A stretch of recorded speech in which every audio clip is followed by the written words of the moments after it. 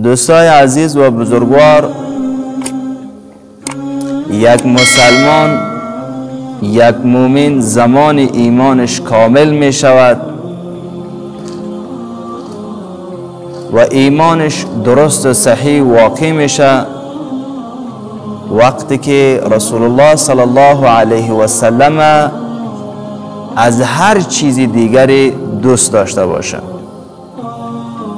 رسول الله صلی الله علیه و سلم از نفسش، از زنش، از اولادش، از ثروت و داراییش، از قدرتش، از هر نعمتی که داره رسول الله صلی الله علیه و سلم برش محبوب باشه، ایمانش کامل می شود.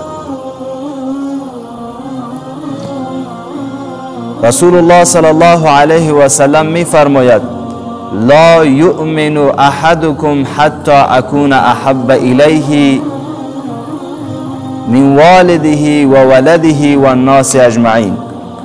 مومن کامل شدن نمی تواند یکی از شما تا زمانی که محبوب نباشم من برایش من ولده و والده و الناس اجمعین، از پدر و مادرش، از اولادش، از همه مردم ما برش محبوب نباشم. میگه رسول الله صلی الله علیه و سلم که مومن کامل شده نمیتونه.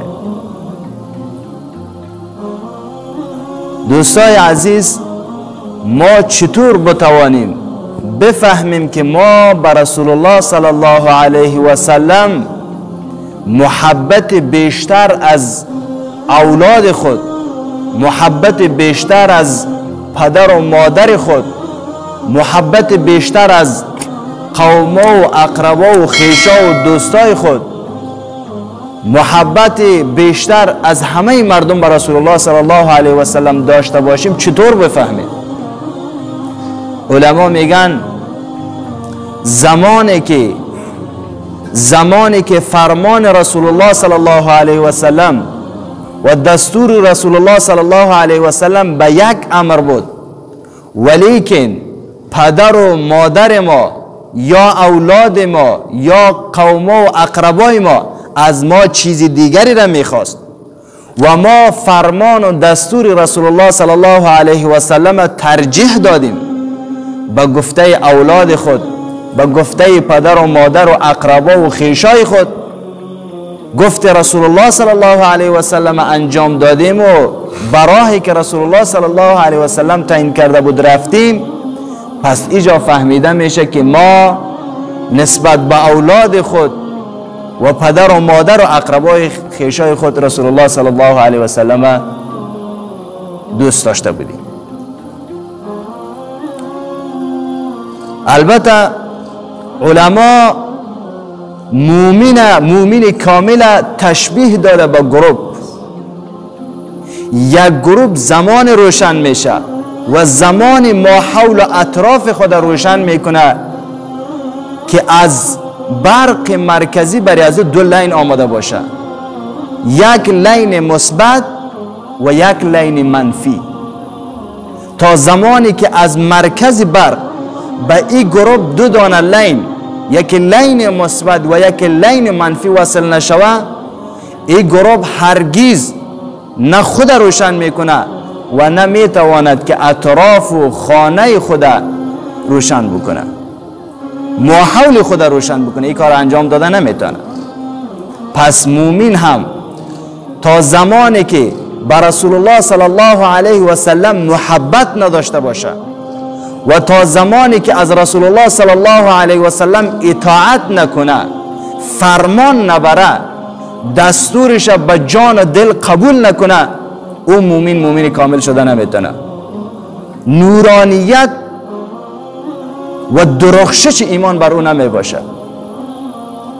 لین مثبت مومن کامل ای است که محبت به رسول الله صلی الله علیه و سلم داشته باشه، که رسول الله صلی الله علیه و سلم محبتش، عشقش، صمیمیتش در قلب جوش بزنه مثلی که آب جوش وقتی که شما جوش میتین، آب در چاینک و در غلجوشه جوش میتین، چقدر جوش میکنه، فواره میکنه.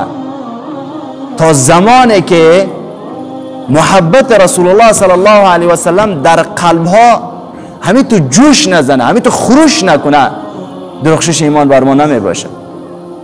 لین مثبت مومن کامل ای است که محبت رسول الله صلی الله علیه و سلم در قلبش موج بزنه.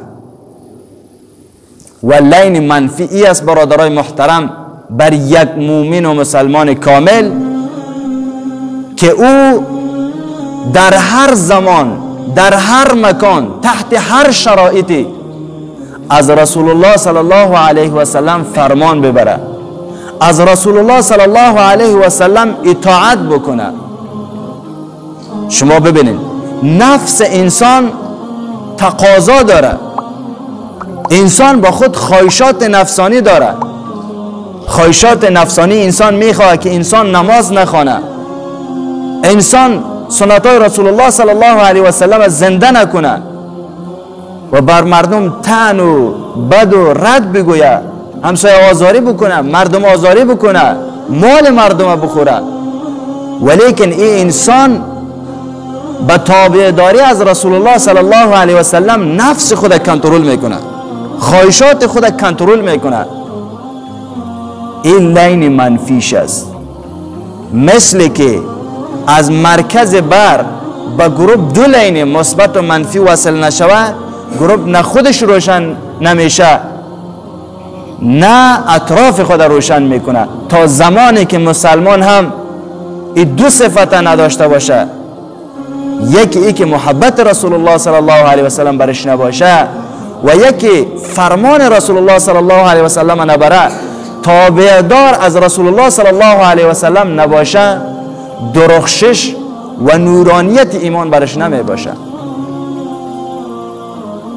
پس ما و شما بیاییم محبت از صحابه اکرام یاد بگیریم که محبت رسول الله صلی الله علیه و سلم به قلب صحابه اکرام چی موج میزد،